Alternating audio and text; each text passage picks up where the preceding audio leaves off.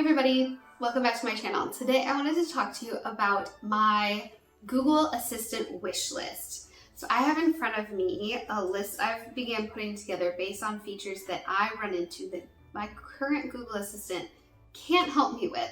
And I wanted to make a plea to Google somewhere out there in the internet universe to help improve these features, and I hope you can get behind me on some of these as well.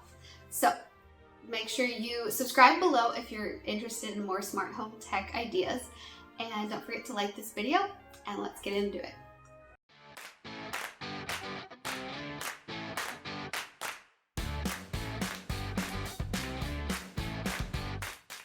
One of the first things that I came up with, what actually sparked the idea for this video, was when I was cooking the other day. I typically use my Google Nest Hub to set timers when I'm cooking pasta or something else on the oven and stove. And so I was cooking pasta and I verbally told Google to set a timer for 13 minutes. Instead, she misheard me over the music I had playing in the background and set a timer for 30 minutes. Obviously, my food was going to be destroyed if it cooked for that long. So I asked Google to change the timer from 30 to 13 minutes, and her response was, "I can't help you with that at this time." So instead, I had to cancel the timer that I had set and reset a new timer for the appropriate time. So hopefully it's something that's coming soon, because her response is, "I can't help with that yet." I see you, Google. And the next thing I'd like to see from Google is improved routines and if this then that style automations like HomeKit supports today. So right now I've not found a way for my automation or the UI of the automations for Google Home to set things like the color of a light and the brightness at the same time without manually writing in the verbal commands that you would say to set that. Whereas HomeKit automatically has some of the defaults where it's if the door opens, do this, or if it's this time, set the color and the brightness. But HomeKit has room for improvement there too. So constantly challenging all of the brands to make those features better, because that's what makes smart homes truly automated. Going along with the improved automations, I would love for Google to add some more automations based on location. I haven't personally found a way to do this directly in the Google Home and Google Routines apps features by doing automation like they have in HomeKit, wherein if I arrive home, kind of geofence based on my device's location and or my home Wi-Fi system, allow certain automations to happen, i.e. some lights turn on, or maybe an alarm goes off if I'm not home and somebody opens the door, something like that. I would love to see more location-based automations to go with the other ones that I mentioned previously. Something I mentioned in my last video, which was my apartment tour, was the ability to combine Google Home speakers with other Google-enabled products. So that includes my Sonos speakers in my apartment with my Google Nest Hub.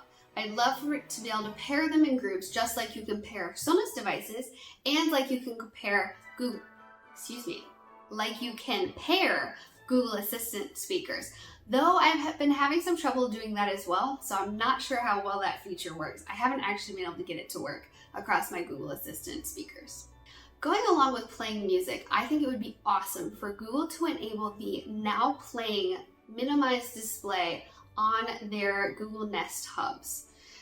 This feature is currently available on the Pixel line of phones, where the device is constantly listening for background noise, and if it hears music, it puts a minimized notification at the bottom which reads what music is currently playing, the song title and the artist.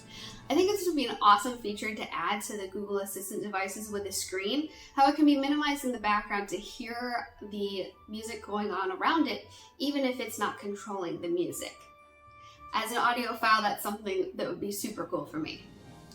Another feature I would like to see on the Google Assistant enabled devices, specifically the Google Home ones, is a physical button, a way to turn on Google Assistant and enable her to listen to you without you having to verbally say the keywords.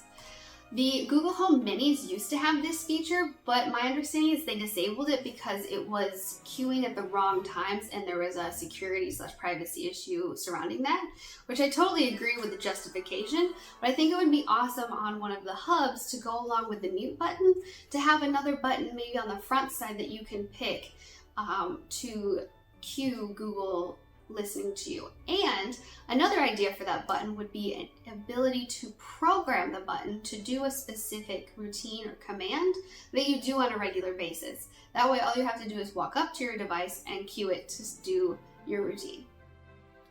Another idea for the Google Smart Displays is a way to program the Screensaver to display different things. Right now you only have a few options, including a photo slideshow as a screensaver, which is my preference. I love to see my photos. But another idea for people that have one or many smart home video cameras is a way to have a miniaturized video feed in the corner of your display, even when you are in screensaver mode.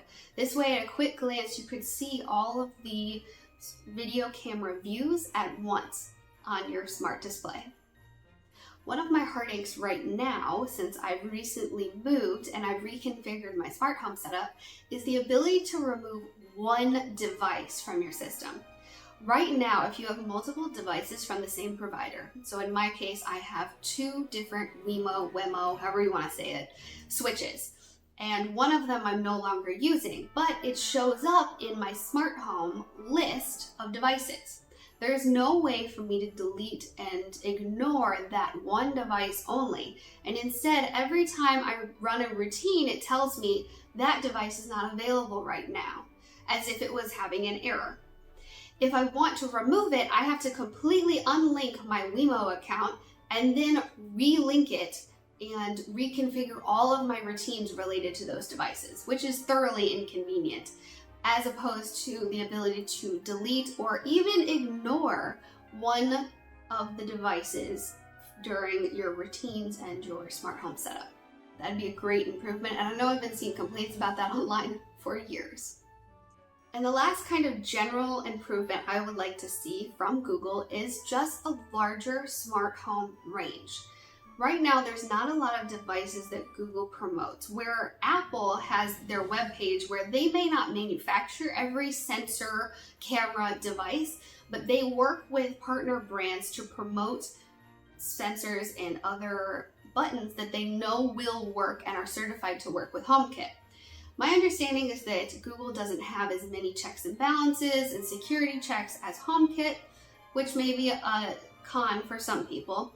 But even just the ability to have Google have a similar type of website where they promote brands that have sensors, buttons, switches, lights that they have approved and know work and are more secure than maybe some sketchy thing you might get off of Amazon that you're not really sure if it's safe and your data is safe, that having that sort of resource for Google, even if they don't make their own, would be great.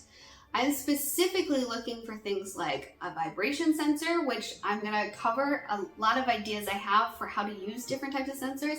That one I'm looking to use specifically for a washing machine sensor. And also things like water sensors, motion sensors, and smart plugs. Today, Google does not make these in-house, and instead sometimes they partner, like with smart light bulbs, with other manufacturers, but they don't generally have an overall view of who is an approved manufacturer for devices to work with Google Assistant. So that's what I had for this video. I hope you enjoyed it, and let me know what is your assistant wish list. It doesn't have to be specific to Google, but what do you want to see your Google or other assistants help you out with that would make a smart home helpful for you? Let me know in the comments down below, and don't forget to subscribe and come back for more ideas. And I hope to see you again next week. Thanks for watching. Bye guys.